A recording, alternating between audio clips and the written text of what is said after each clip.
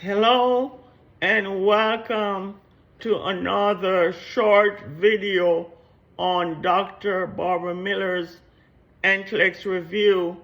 Today we're going to focus on the musculoskeletal disorders. We're going to start on diagnostic tests for the musculoskeletal conditions in the event that you may have questions and answers on your State Board of Nursing examination. The first one that we're going to focus on is arthroscopic, is visualization internal structure of shoulders or knee joints. Cannot be done if infection present. Client must be able to bend joint at least 40 degrees. You want to apply ice and elevate 24-hour post-procedure. Collaborative with physical therapy for exercises. And you have your bone scan. Bone scan, radioactive medium is injected for viewing the entire skeletal, primarily to detect tumors, arthritis, osteomyelitis, that's inflammation of the bone. Osteoporosis is low in the bone density.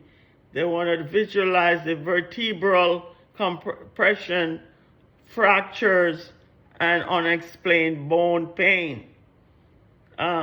Remember, you got to ask your patient if there's any allergies to shellfish or dye or iodine when they're using contrast.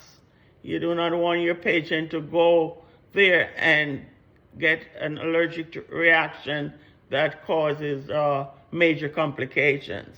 Then you have your dual, DUAL, energy, X-ray absorptiometry, or the DEXA, D as in David, E as in Edwards, X as in Xerox, A as in Apple. DEXA scan, most common screening for measuring bone mineral density for diagnosis of osteopenia and osteoporosis. Okay, baseline for women in their 40s. Clients should wear loose clothing without zippers or medals. Client must report or remove rather jewelry. Okay, you want to instruct the client to take vitamin D and calcium supplement, or to stop it if they're taking calcium and vitamin D prior to the procedure. So the DEXA test could confirm osteoporosis or osteopenia, mean a reduction in their bone density. Okay, more so women who has gone through menopause and the reduction of their estrogen, they are more inclined to have osteoporosis. Then you have your electromyography, EMG, and nerve conduction study used to evaluate muscle weakness by emission of low frequency electrical stimulation.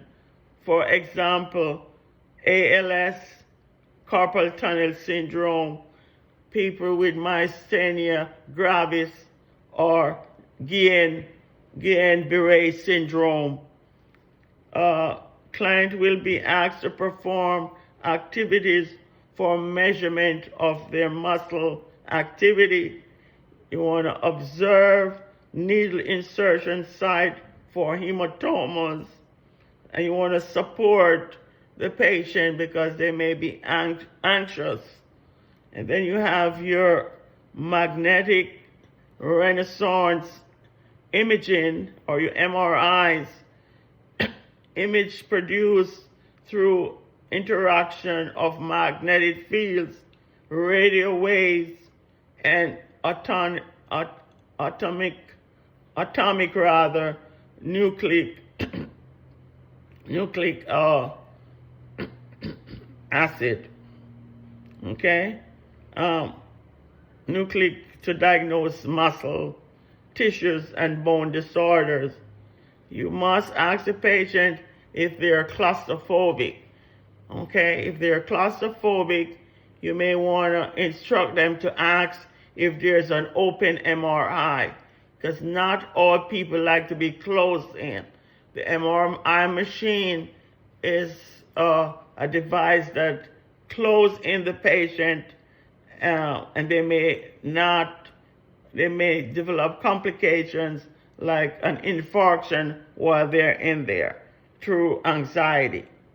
So client must remove all metal objects, okay? Whether it's they're wearing any piercing, or they have canes or crutches, walkers generally must be left outside. All those things, they cannot go inside of the MRI room with those things. You want to assess client for claustrophobic, as mentioned before, if closed scanner is used.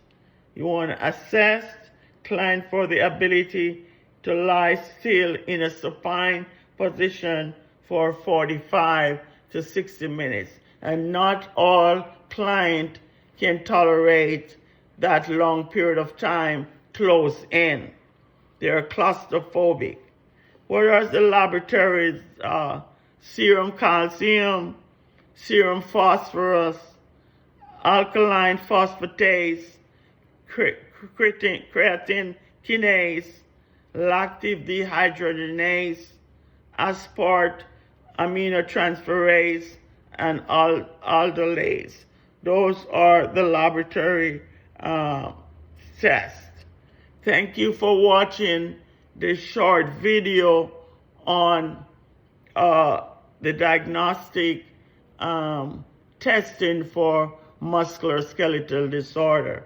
Please like, share, subscribe to the channel to help it grow. Thank you. See you in another session.